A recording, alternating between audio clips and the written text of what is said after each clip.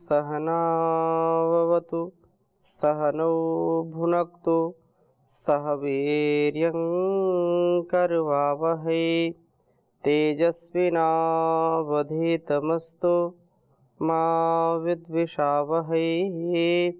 ओम शांति शांति शांति। वैदिक जीवन पद्धति की इस कक्षा में आप सभी का हार्दिक स्वागत है, अभिनंदन है। वेदो अखिलो धर्म मूलम, वेद सब सत्य विद्याओं का पुस्तक है। वेद का पढ़ना, पढ़ाना, सुनना, सुनाना तथा अपने आचरण में लाना हम सभी का परम कर्तव्य है। वेद विमुख आचरण, वेद के प्रतिकूल, वेद विरुद्ध आचरण कभी भी व्यक्ति के व्यक्तित्व कृतित्व को अच्छा नहीं करता है, कभी भी इस जीवन को सफलता से युक्त नहीं करता। असफल हो जाते हैं हम यदि वेद विरुद्ध आचरण करते हैं। यदि हम सफल होना चाहते हैं, इस जीवन को सार्थक करना चाहते हैं, आत्म कल्याण से राष्ट्र कल्याण की भावना को पुष्ट करना चाहते हैं और ऐसा महनीय जीवन जो जन्म जन्मांतरों के बाद मिलता है, इसको यदि हम सार्थक करना चाहते हैं तो उसके लिए बहुत ही सुंदर उपदेश हमको वेदों में मिलता है। परमपिता परमेश्वर की वाणी जो अत्यंत कल्याणकारी है, कल्याणी वेद वाणी का हम स्वाध्याय करें और इसी से अपने जीवन और जगत की जो महनीयता है, जो उत्तमता है, जो उत्कृष्टता है, वह हमको प्राप्त होगी। इसलिए हम आलस्य प्रमाद को छोड़ करके जीवन और जगत की भलाई के लिए बुराइयों से बच करके सदा सर्वदा सर्वत्र इस जीवन को जिए जैसा कि वेदों में विधि और निषेध के रूप में उपदेश हमको मिलता है। इस उपदेश को हम आत्मसात करें, तभी जीवन हमारा अच्छा होगा, निरोगी होगा और सहयोगी होगा, उपयोगी होगा, उद्योगी होगा। महान सौभाग्य हमको प्राप्त हुआ है। हम इस जीवन को जितना जितना अच्छा बनाएंगे, उतना उतना उस अनंत प्रभु की हमारे अंदर कृपा होगी और हम बहुत ही सुंदर जीवन जी पाएंगे। तो हमारा जीवन बहुत ही श्रेष्ठ हो, उसके लिए हम इन वेद मंत्रों को नित्य प्रति थोड़ा थोड़ा पढ़ें और जिससे बहुत ही हम भव्य जीवन जी पाएं। तो आज हम ऋग्वेद के 5वें मंडल के 28वें सूक्त को पढ़ेंगे और 28वें सूक्त में बहुत ही सुंदर वेद मंत्र हैं। पहला ही मंत्र पढ़ते हैं। ओम समिधो अग्निर्दिवि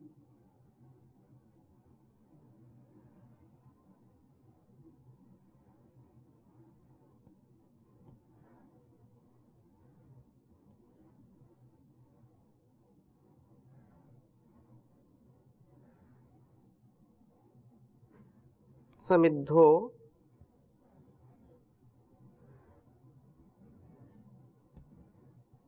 अग्निर्दिवि।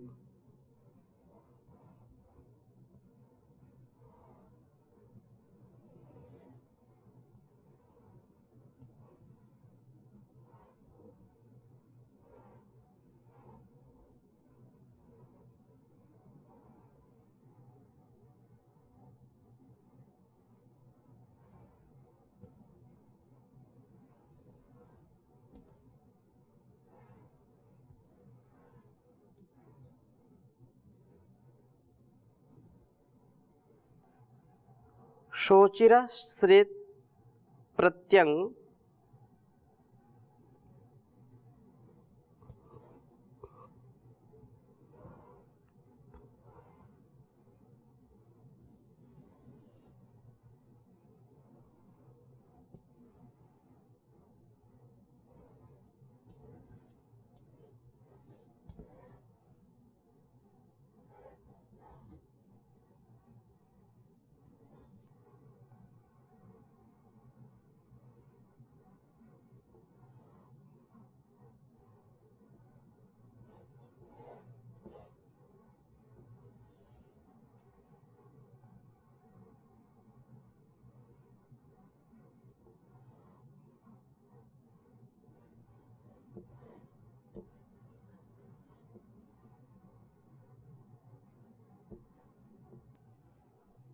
प्रत्यंगुषसमुर्विया विभाति।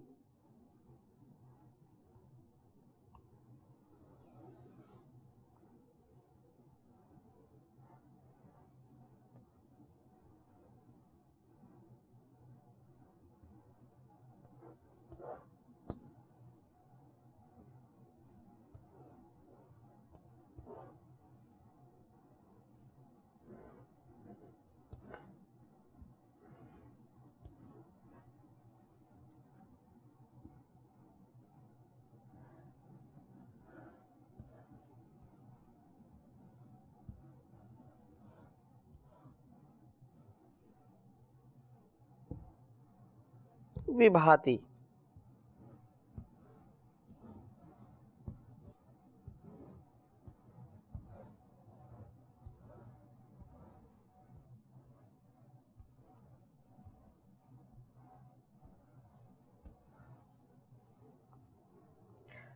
एति प्राची विश्ववारा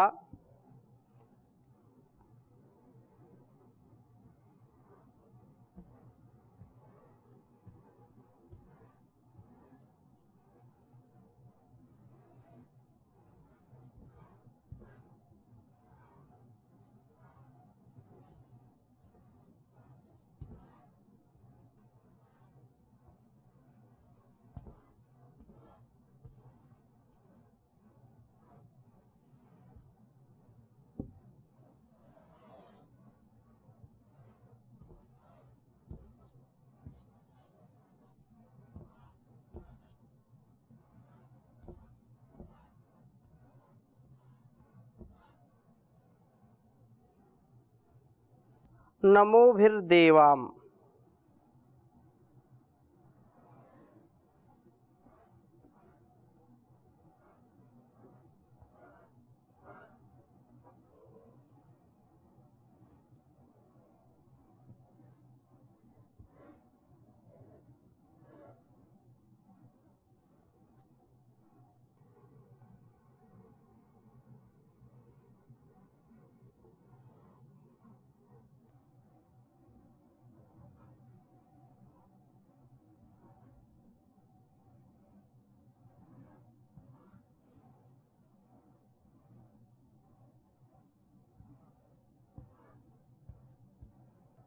ईडाना हविषा घृताची।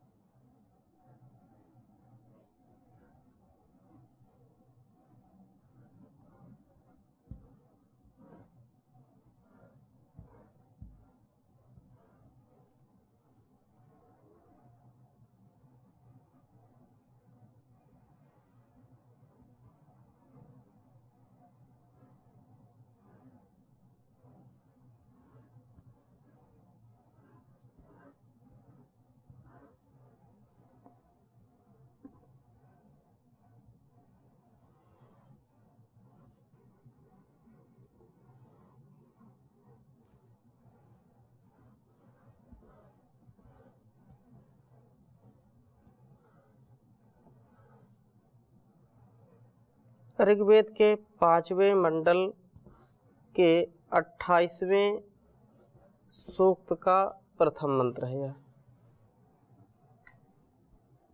ओम समिद्धो अग्निर्दिवे शोचिरा प्रेत प्रत्यंगुष समुर्विया विभाति। एति प्राची विश्ववारा नमोभिर्देवाम ईणाना हविषा घृताची।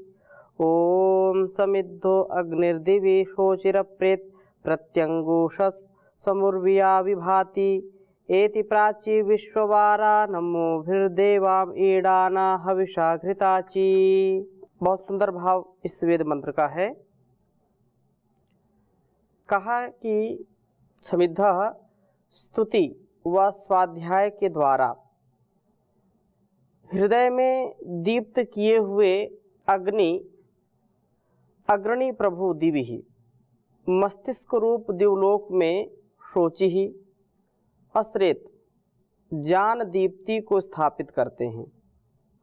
उषसम प्रत्यंग अर्थात प्रत्येक उषा काल में ब्रह्म मुहूर्त में प्राप्त होते हुए वे प्रभु उर्विया खूब ही विभाति दीप्त होते हैं। प्रत्येक उषा में खूब ही प्रभु का प्रकाश दिखता है। ऐसा होने पर यह विश्ववारा सब बुराइयों का अपने में निवारण करने वाली यह उपासिका प्राची एति अग्रगति वाली होती हुई क्रियाशील होती है। नमोभिः नमस्कारों के द्वारा, स्तुति के द्वारा, अभिवादन के द्वारा, देवान माता पिता, क्योंकि मातृदेवो भव, पितृदेवो भव, आचार्य देवो भव, अतिथि देवो भव, ये सब जो देवतुल्य हैं, देवत्व के गुणों से युक्त हैं, तो माता पिता, आचार्य, अतिथि, प्रभो रूप देवों का ईडाना, यह स्तुतौ, यह पूजन करने वाली जो प्रवृत्ति हमारी है या पूजन करती है, तथा हविषा दान पूर्वक अदन से वह घृताची घृतम अंचति ज्ञान दीप्ति को जो प्राप्त करने वाली होती है, तथा सब प्रकार के मलों का क्षरण करती है, सब प्रकार की अशुचिता, अपवित्रता, अज्ञान, अविवेक, अविद्या, अन्याय, अधर्म, अभाव, अंधकार को जो दूर करती है। घृ क्षण दीप्तयो हो, यह दान पूर्वक अदन की प्रवृत्ति भोग वृत्ति से हमें दूर करके हमारे ज्ञान को बढ़ाती है तथा हमारे मानस व शरीर बलों को दूर करती है।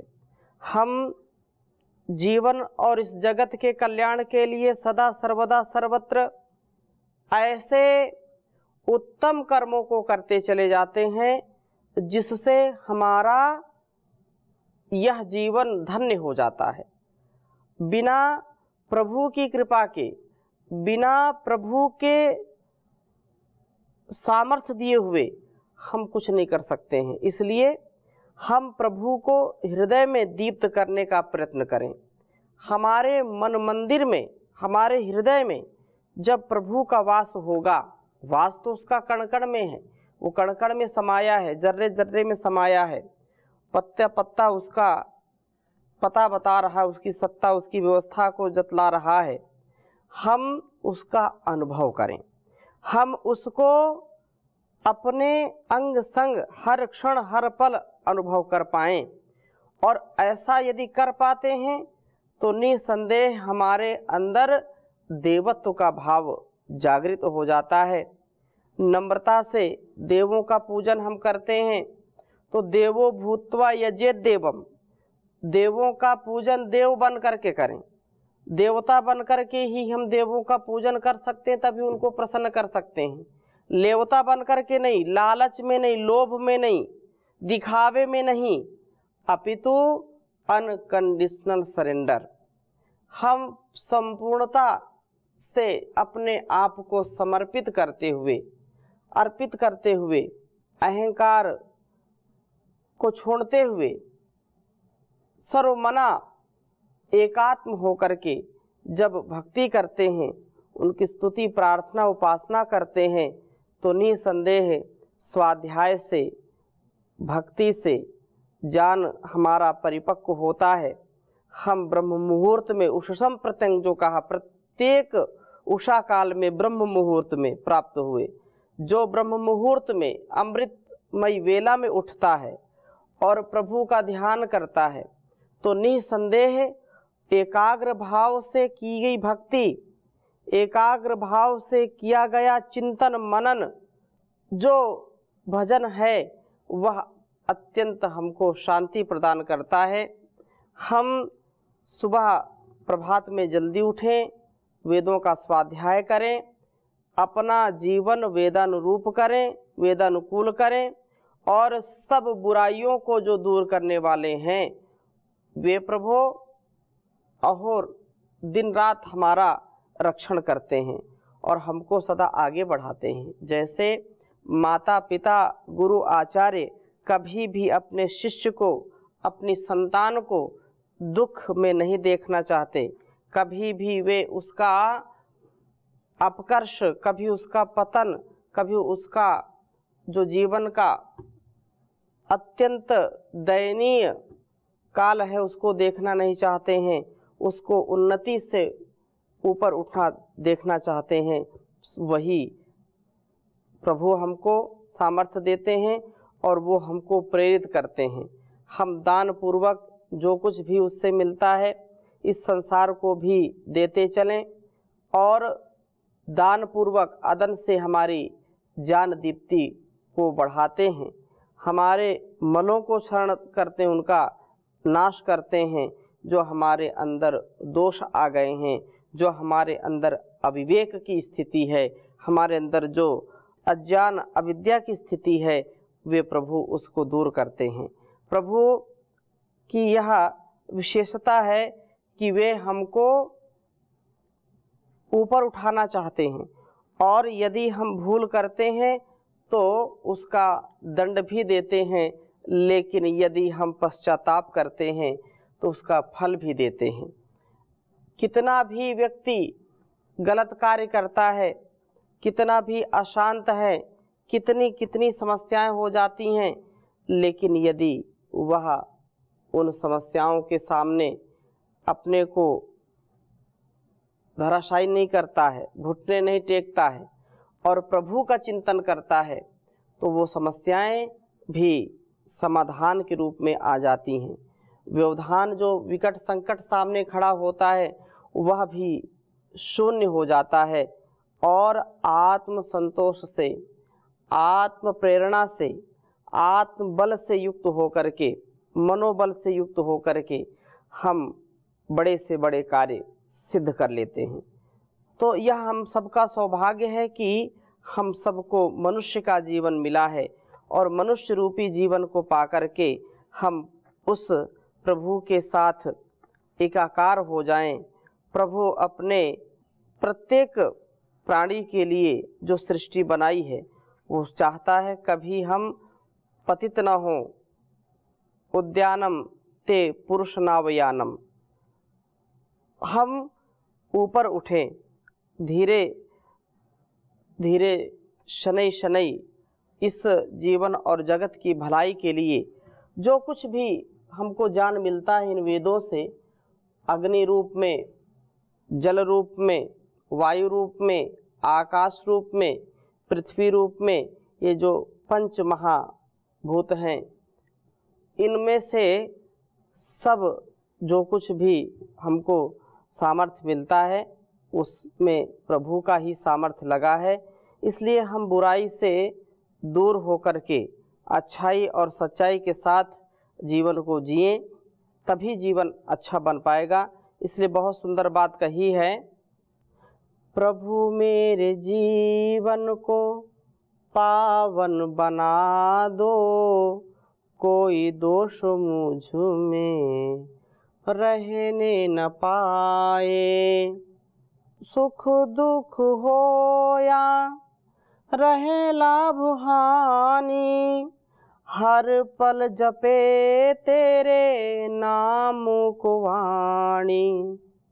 सुख दुख हो या रहे लाभ हानि, हर पल जपे तेरे नाम को वाणी। रहे याद तेरी सदा मेरे दिल में, रहे याद तेरी सदा इस दिल में, कोई और इसमें बसने न पाए। प्रभु मेरे जीवन को पावन बना दो, कोई दोष मुझ में रहने न पाए। पर धन की चोरी ना अपहरण की इच्छा, पर धन की चोरी ना अपहरण की इच्छा। रहूं चाहे निर्धन मांगू चाहे भिक्षा, रहूं चाहे निर्धन मांगू चाहे भिक्षा। छल और कपट से धनी बनने का, छल और कपट से धनी बनने का, कोई नाग मुझको डसने न पाए।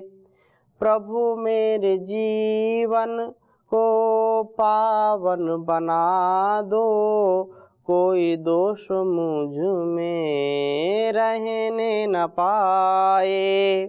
आपके गुणों का ही करूं कीर्तन मैं, किसी के अनिष्ट का न करूं चिंतन मैं।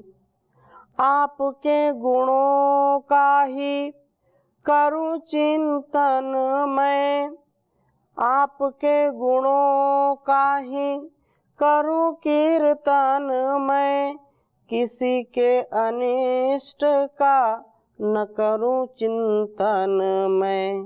घृणा राग ईर्ष्या का हे प्रभु मेरे, घृणा राग ईर्ष्या का हे प्रभु मेरे, कोई रोग मुझ में लगने न पाए। प्रभु मेरे जीवन को पावन बना दो, कोई दोष मुझ में रहने न पाए। अभिमान को तेरा अपमान समझूं, समर्पण को तेरा ही वरदान समझूं। हो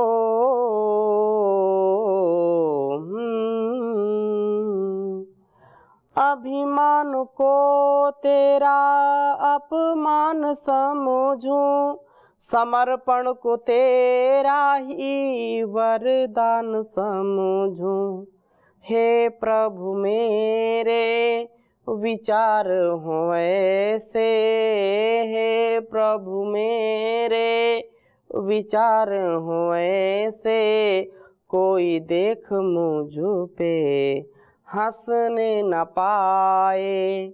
प्रभु मेरे जीवन को पावन बना दो, कोई दोष मुझ में रहने न पाए। ओम शांति शांति शांति।